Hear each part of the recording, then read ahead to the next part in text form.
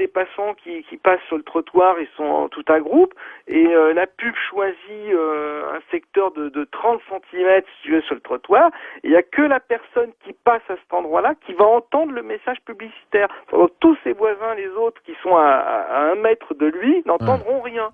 Et le type entend ça à l'intérieur de sa tête. Hundreds of people in the valley say they are hearing voices in their heads. And those voices are being transmitted by microwave or other methods. Well, several viewers asked us to investigate what they call electronic harassment. KMIR 6's Angela Monroe joins us now with what she's discovered. Angela. Electronic harassment, synthetic telepathy, voice-to-skull technology. Chances are you haven't heard of these terms, but after searching the internet, I found dozens of websites dedicated to the phenomenon and several Valley residents who say they're victims.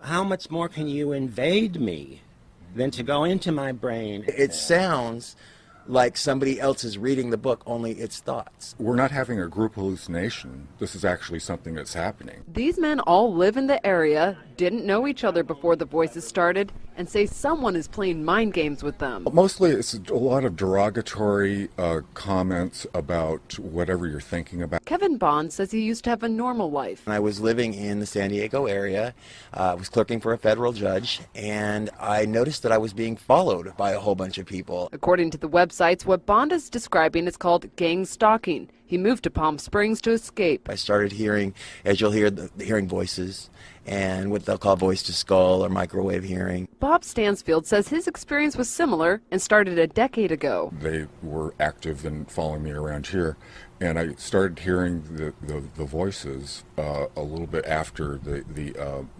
vehicular stalking. Randall Ringer says the voices started when he was undergoing chemotherapy. The first thing that was said was, Randall Ringer. And I sat up straight and I went to into the bathroom, and I looked in the mirror, looked myself in the eyes, and I said, did that really happen? Bond says he's found more than 300 victims locally and is tracking others across the state through billboards.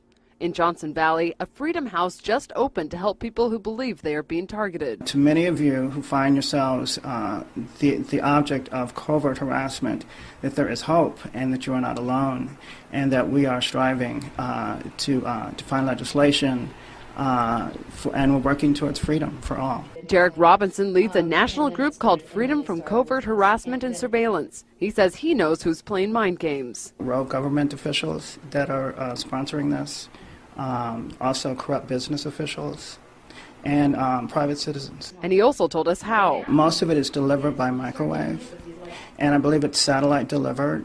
Bond says neurotransmitter chips that run off body electricity have been inserted into some people. And they assign cell phone numbers to them. The cell phone numbers are then run through a computer.